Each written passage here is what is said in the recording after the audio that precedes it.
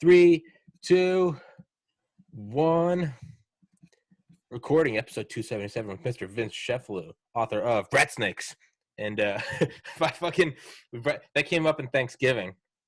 My cousin walked up to me. He was pretty drunk, and he just looked me in the eye, and he goes, "Rat Snakes."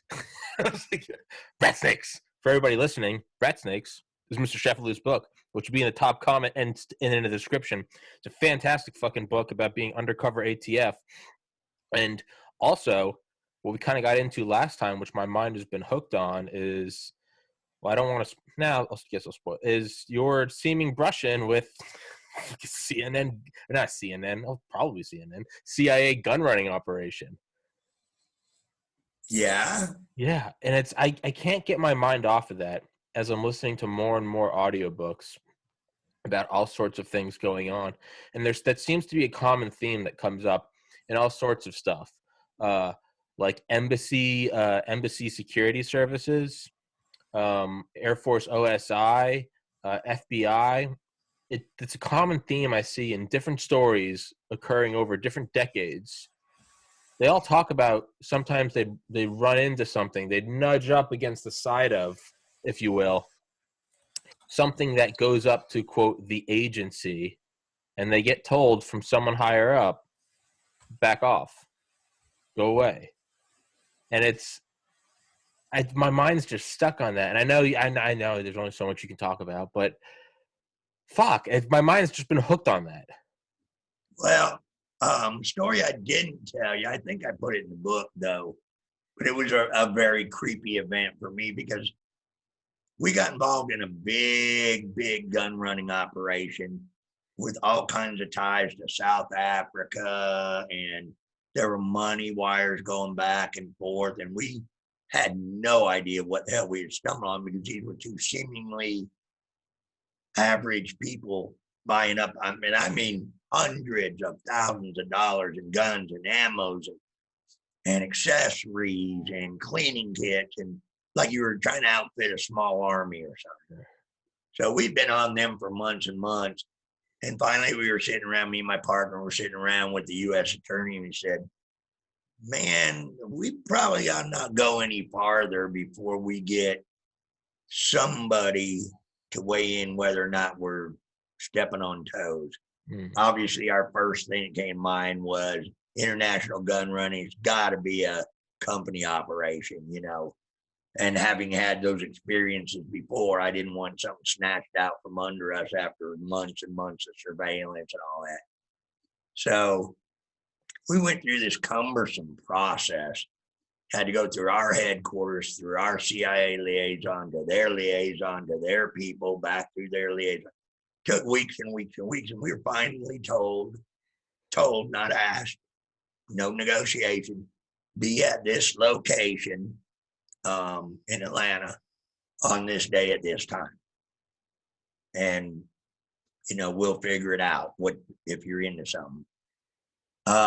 We meet a guy, no doubt his name was bogus, no doubt the office was bogus. It was sparsely furnished. I mean, sparsely, not like somewhere somebody's going and working every day or a couple times a week or even once a month. Yeah. Just like a prop office. Yeah. We go in there and we talk to this guy for about 2 hours, trying to find out if we're stepping on any toes, crossing wires on a big case or something. We literally walked out, and the part that was compelling was the U.S. attorney. He was a super sharp, just highly educated, you know, prosecutor. And when he walked out, he looked at me and my partner, and he said, "Does anybody else feel like we were just played? We don't know any more than we did when we came in here after 2 hours, but that guy knows everything about us." Yeah. I mean, it was very slick. It was very skilled the way he played us and worked it. But he wasn't doing it. He wasn't doing it to be nefarious. Sure. They were trying to facilitate the question we asked, which is, are we interfering with a government operation? Well, about a week, 10 days go by, back and forth through the liaisons on that. We finally, through the U.S. attorney, they only communicated with the U.S. attorney. He called us in and he goes, "Okay, boys, we can keep going. the answer we got is if you were pursuing a criminal investigation on these people, we would have no input or concern. Okay. Literally, that's all we got. Okay. After weeks and weeks and weeks of back and forth and high level meetings and discussions and everything, they weren't going to tell us another damn thing. They weren't going to help us out and go, well, it's not our operation, but we have been tracking them, and here's some good info for you. So nothing. They gave us nothing except go ahead and continue your investigation. And we just kind of all looked at each other and went, man, that's just some creepy shit. That is some spook shit. That's what they do, man. That's why they're good at what they do. Fuck. It's so sexy. It is. It's fun. Yeah. Scary when you have to deal with them. Absolutely. It's a sexy thing to hear through my webcam on my laptop listening to you. If I'm in your position, I'm shitting my pants. Yeah, you don't ever want to have to like marry up with those guys. Nope. We're just two different animals. Yeah. Yeah, they are. I would say all the agencies are different animals except that one. That one's a weird winged demon ghost. I had actually I got some good advice when I was young and I was trying to get through college and become a Fed. And they said, when you finish your degree, shotgun the federal government. Because you never know who's going to hire you. Okay. You just take the first job, get your foot in the door, start your time accumulating. Yep. Because it was acceptable back then, I think still today, for you to move from one agency to another. So if you started as an FBI agent, you say, I really belong at DEA or ATF or something, it was okay to do that. You know how in some jobs, you leave a job and, well, you're persona non grata, man. We gave you a job and you quit. But it wasn't that way in the federal government. So when I shotgunned them, I shotgunned the CIA.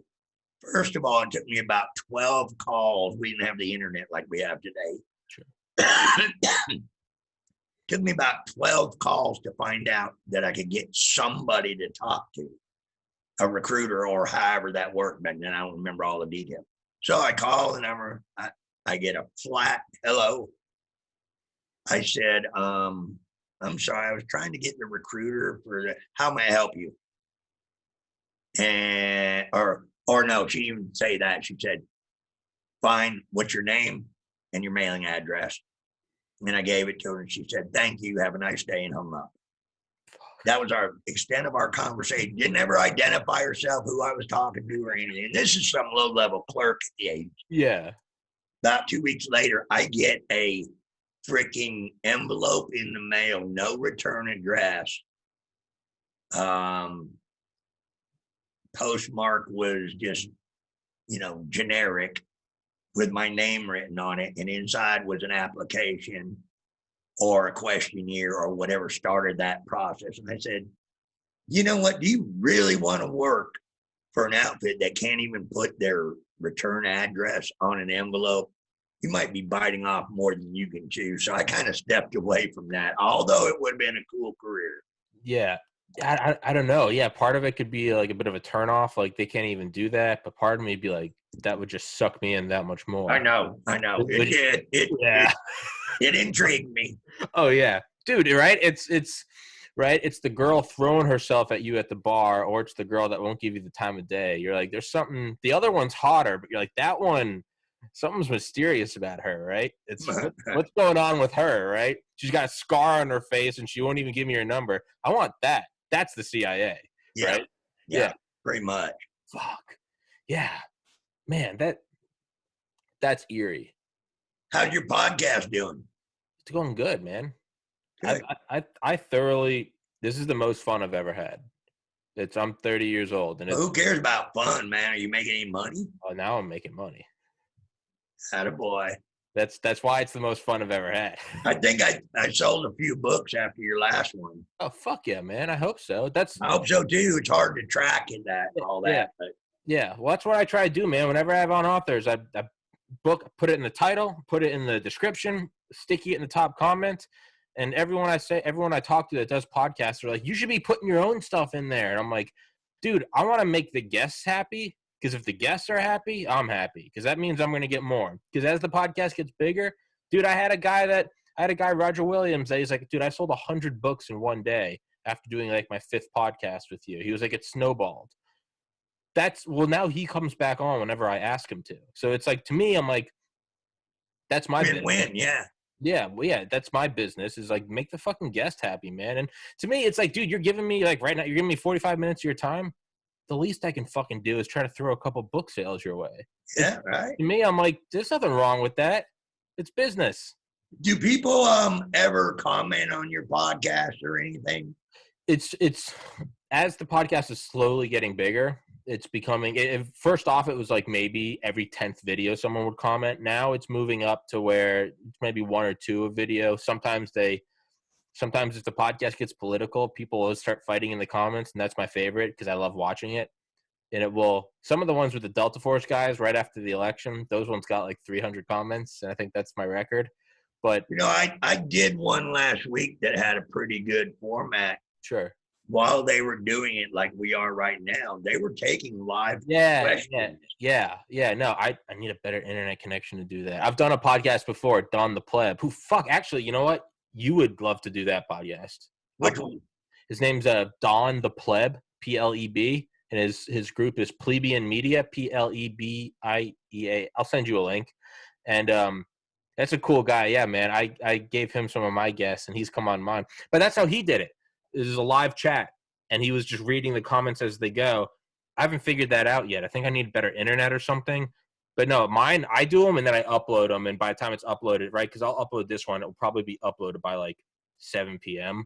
Right. Yeah, he does them live, and you can comment live and shit, and people can... Well, the thing that was cool about that is, number one, everybody loves to hate an ATF agent. Yeah. So there were people...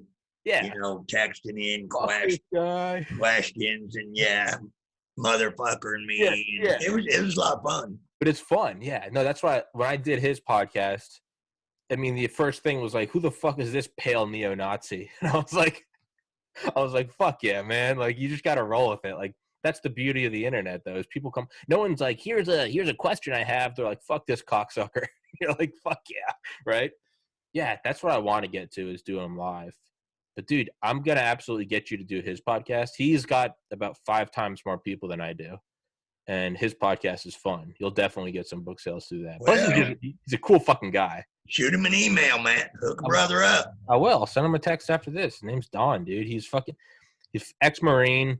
He's going to all the rallies right now, the Stop the Steal rallies. He's going with he's like live streaming. He's carrying like his AR. He's just walking around. He's good God. He's like, fuck these communists. But no, I don't know if he's carrying his gun around. I might have spoken out of place. He's a level-headed guy. But yeah, dude, Don's the fucking man. What do you think? Oh, speaking of election and ATF, did you see? You're in Georgia, right? Tennessee. Okay. Well, you were in Georgia at one point, and I was in Georgia. Did you see that who's the governor, Nathan Deal or Kemp? His daughter's boyfriend. Did you see how that guy died the other day? No. He died in a car crash. If you look at the evidence, it looks like a fucking car bomb. That dude was killed. That dude was I have no doubt in my mind. That dude was 100% killed. Oh, dude. How do you cover something like that up? And why would you? Especially if you're a conservative or a Republican and a Republican gets blown up, you'd be screaming from the mountaintop. Or it's this guy that Trump's trying to get to call a special session and to do signature verification on this guy won't do it. He won't do it.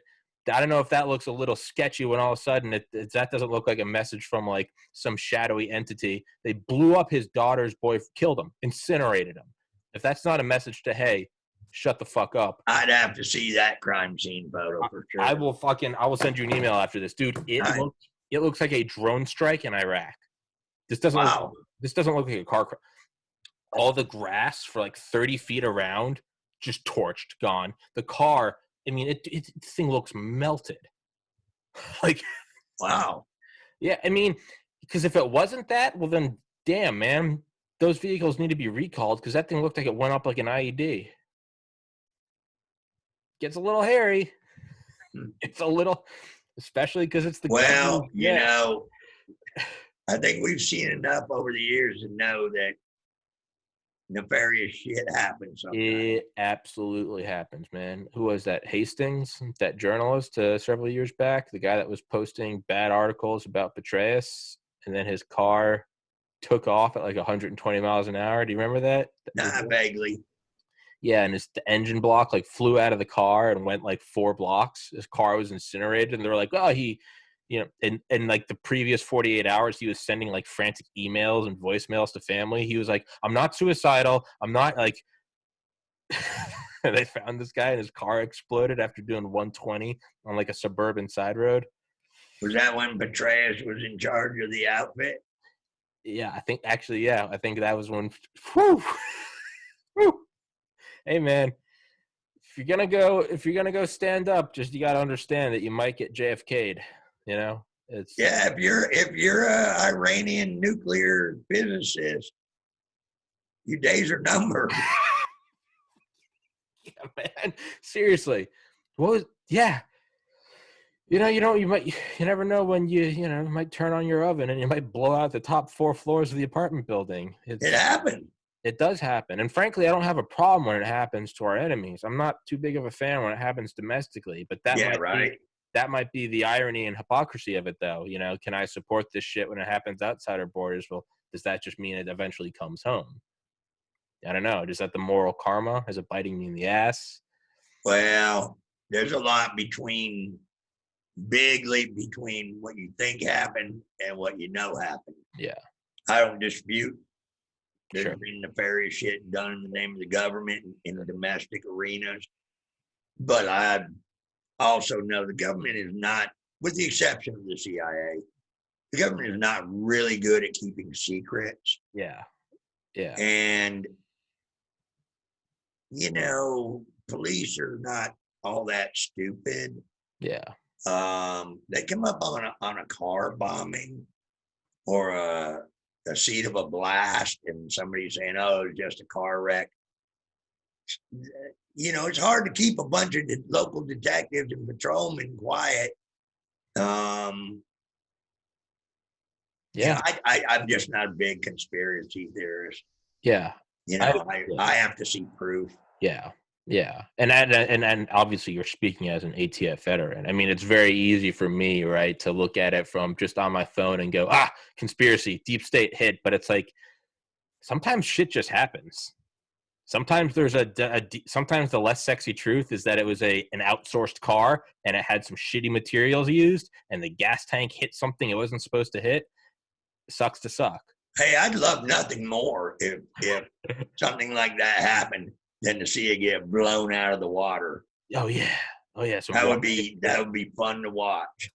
Yeah, but it's the mind is, at least my mind is always drawn to the sexier, right? It's like sometimes it's just that, right? But then, how do you keep a bunch of local deputies quiet? Maybe you call them into a sparsely decorated office. Yeah. Maybe you call them in, tell them to bring their files in and tell them case closed. Yeah. And go away. Yeah. Maybe make them swear their allegiance. Go back to work and, there you go. You tell them each, go back to work, and you say, go back to your kids, and then you name them off. Fuck. I don't know, man. Well, if I had evidence, I'd be writing another book. Yeah, fucking right. Dude, we're going to get back on that. How come, and I know you said last time, it takes a ton of effort. It's a ton of work. Well, maybe, I think you should just write one, like, maybe not as like a formal book. Just throw some stories together. It doesn't need a flow. Just like it wouldn't even be chapters. It would just be story 1, story 2. Just throw them together. Just take them out of your head. Put them on paper. You can narrate it. I've got a fair amount of extra stuff that didn't make the book. That's what I'm saying. That I can build on, and I have built on a little bit. I just, before I make that commitment again, I want to see some Benjamins. Yeah. Well, that's the thing is you might need to make that commitment. It might not be, it's kind of what you said. Get the clock running, do the shotgun approach, get in and get your time accumulating. Yeah, that shit cuts into my drinking time. Yeah, well, and I understand that. Hey, fuck it, dude. Drink while you write. Who cares? Who cares, man? It doesn't need a dude. One of my favorite books is called House of God, and it's by a Harvard doctor that went through residency in the 70s. And he talked about how they had to work 100-hour weeks. They were smoking meth to stay awake. They were fucking the nurses in the closets to like relieve stress. That book is written. It's one of the best-selling books of all time. It's called House of God for anybody listening, by Samuel Shem, Shem. That's his pen name. The real doctor's name is Dr. Berg. That book is written with the worst grammar, the worst run-on. It looks like the first draft of like an 8th grader. It's sentences that last 3 pages. I'm not kidding you, man. Run on everything. ... Triple exclamation points. Not wrong capitalization. Words are spelled wrong. But it's one of my favorite books because none of that matters. The story is so good. I don't give a fuck. I'm like, this book is. He didn't run it through an editor. He probably wrote it while smoking meth as a physician and was like, "Fuck it, it's finished." He's made tens of millions of dollars on that book. It's one of the best-selling books of all time, House of God by Samuel Shem. And the reason is because it's so sexy and it's so appealing. I mean, I read it. It was written in like 1970. I read it in 2013. Butchered. English is butchered. It's written horribly. An editor would have an aneurysm reading it. But I love it. I had a great editor. I love my editor. Oh, I'm sure you did. But what I'm saying is like, don't, it's easy for me to kind of tell you what to do. I've never written a book, but like, don't look at it as this mountainous, like, oh, well, I got to go do all that again. Oh, no. It would, make no mistake. As hard as it was, I enjoyed every minute of it. I'd be sitting here like a lunatic down at my desk, laughing my ass off writing it. And I'd go, delete. You might want to go down that road and fuck that. Save that for later, and maybe. That's what I'm saying. Write a book that should have been deleted. That's what you need to do. Write an entire amount of shit and only include the stuff that you would like to delete. That's what's going to make it. It's a great concept. That's what I mean. I am. Admittedly, I am incredibly selfish. And I just want to hear these stories from you, so I'm gonna prod every which way I can to get them out of you. I think you should fucking do it, man.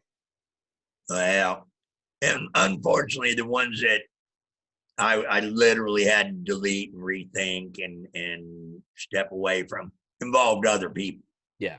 I don't mind throwing myself under the bus and exposing my character flaws, but I'm not gonna lay out my buddies and no, that's admirable. I get it. Yeah, I mean, it's like this podcast. I tell stories all the time about my shit-headed adventures, but I leave out family. I leave out friends.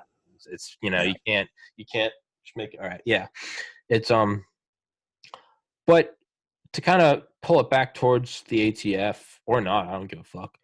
Is do you think? And I know we kind of touched on this last time. Do you think that there are current operations or open cases on things with Antifa or BLM or Proud Boys?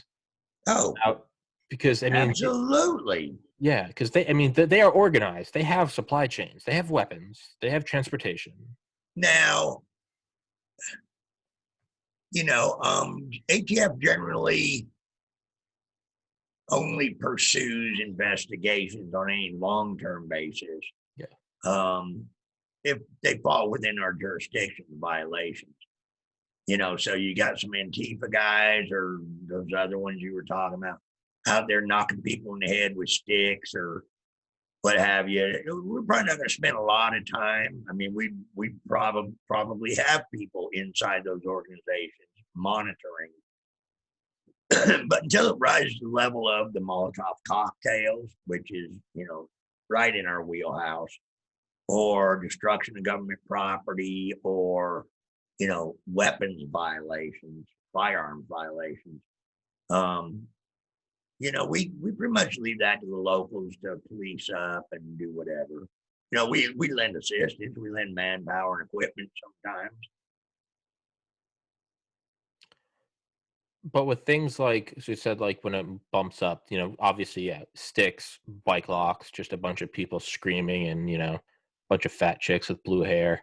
Right. When it gets to, but things like Portland or Seattle, like where they were burning down courthouses. Oh, dude, it's been well publicized. ATF has hooked up a bunch of those people.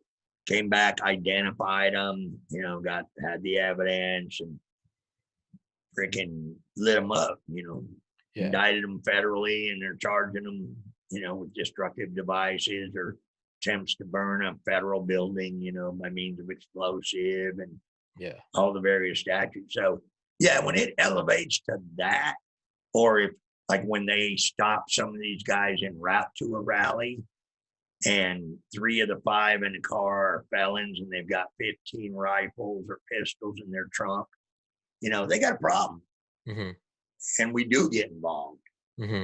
But we don't have the people or the resources just to monitor every anti-cop, every anti-government person out there. It comes down to a freedom of speech, and as long as that's all you're doing, and that's all we can establish you're doing, go ahead and run your suck as long as you want. Yeah, and and I'm behind that 100%. Scream all you want. As much as I like to shit on them, I'm like, you fucking dirty communists. If you're out there just yelling, more power to you. It's better that you can do that as opposed to being somewhere in the CCP. It's brutal watching it and listening to it, as a proud American. Sure. I don't mean just me, I mean anybody. Sure. Law enforcement or the National Guard or whoever have to be exposed to that.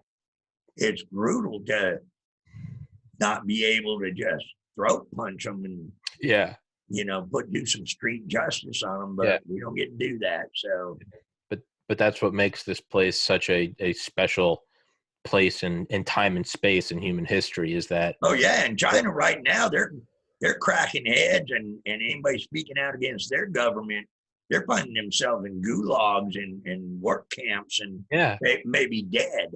So it's a pretty good trade-off to be here and be able to be stupid if you want. Yeah, it's what was I'm butchering it. What's the Thomas Jefferson quote? I'd rather like dangerous freedom than like what is it? I know. I'd rather have dangerous freedom than like safe stability or something.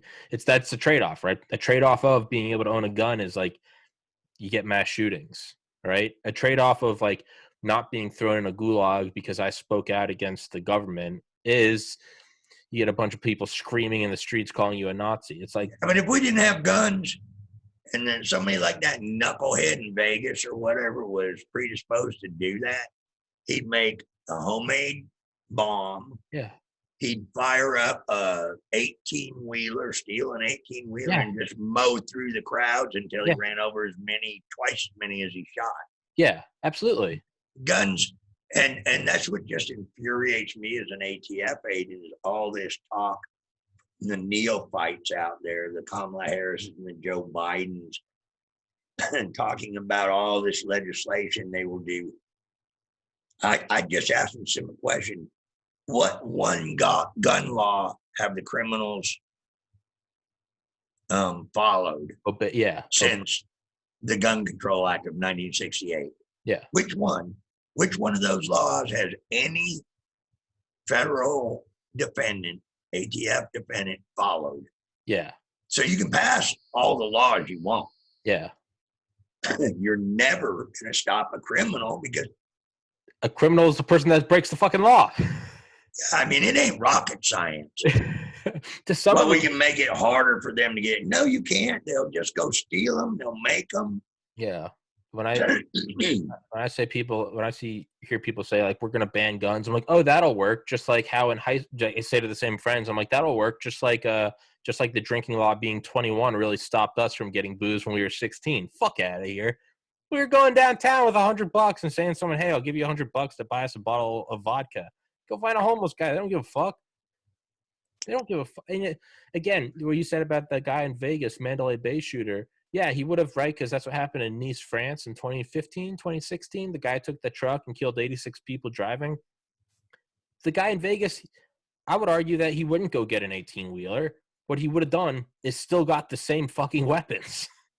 He just would have, you would have had to pony up But I mean, a guy that's willing to go, kill 59 people and injure 500, a guy that's willing to do that is probably willing to go to some seedy Oh yeah, town and buy some he's guns. gonna find a way. Exactly. It's kind of like the dilemma of like, I think my husband's cheating on me, but he said he's not. It's like, well, if he's willing to cheat on you, he's also willing to lie about cheating, right? If a guy is willing to go kill 59 people, guess what? He's probably going to have no problem getting some guns off the black market in some warehouse outside of town.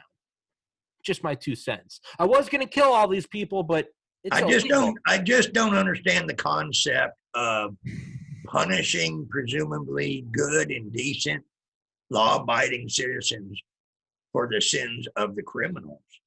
It's very easy to look at and say, how stupid are these lawmakers? Now, I thought that for a long time. Now I don't think it's stupidity. I think it's knowledgeable maliciousness. I think it's a slow boil the frog takeover of the United States, and you start small, right? Oh, absolutely. I mean, what Hitler did. Exactly. You start very small. I mean, was it Khrushchev, Brezhnev, what a Soviet premier said, communism will come to the United States, but it won't come through the borders. The flag will be raised from within. I mean, the CCP came into power in 1949, and they established a 100-year plan to be the global hegemon by 2049, and they are about 3/4 of the way there. And their entire thing is not planned by quarters or profit margins. It's decades-long plans. And it includes, Yuri Bezmenov for the Soviet KGB defected to the United States. He gave the famous speech about the 3 active measures of the Soviets. And the first was demoralization. It takes about 10 to 15 years to demoralize a country. You do that with Vietnam. Destabilization. You see all the riots right now. And then finally, you come through with the big dick arm of Big Brother. Surveillance. You promise, what were Bezmenov's words? You promise them all sorts of things. It doesn't matter whether or not you'll deliver. Free college, free education, free healthcare. It's a slow, because that's you can't take America on face to face. So what you have to do is you have to seed through slowly. It seems to be working a little bit. Seems to be working pretty fucking well. Unless somebody, Lenin or one of them said elections are not decided by votes. They're decided by the people counting the votes. Stalin. Doesn't matter who votes, matters who counts the votes, right? And I think it was Lenin. There are decades where nothing happens. There are weeks where decades happen. And I think that's where we are right now. But it can be stopped. I think part of that process of the 100-year plan by the CCP, which isn't some fucking conspiracy theorist, it's something openly embraced by them. It's 2 great books, 100-Year Marathon by Michael Pillsbury and Stealth War by Brigadier General Robert Spalding, the latter of which was on this podcast, episode 160. They talk about this, but one of the important things is to not look at it as this unstoppable rise, right? It's like a glacier. It moves an inch a year, but it can grind down mountains. Yeah, but it's freedom and liberty is built into our DNA. That's what I mean. Is the pendulum swings, and sometimes it takes a long time to swing back. The Obama administration had 8 years to beat this country down. It's going to take time to build it back up. Yeah. And I think that's what Donald Trump's efforts were for, and I think he did a damn good job in the 4 years he had. But we got to clean out some of the, politicians up there who just think they know that they should run Americans' lives. Yeah, fuck those people. And you're absolutely right. It's DNA and liberty are built. You could wipe the memory of every human on the planet, get rid of the memory of the Constitution, free speech, natural law. And in 100 years, in 1,000 years, you'd still have people that would eventually, they'd get to 18, 19, 20, and they go, man, I wish I could just speak my mind. I wish I could have a little piece of property that I could call my home. I went back and started reading 1984. Fuck. And I'm not a reader, so it's taking me months. I just read a few pages here and there. But when I do, it's pretty enlightening. It's on Audible because I hate reading too. I just listen. But dude, you listen to it and you're like, that sounds an awful lot like right now. That sounds an awful lot like right now. Cameras in the room. But we always come back. Yeah. I don't, and maybe I'm with you.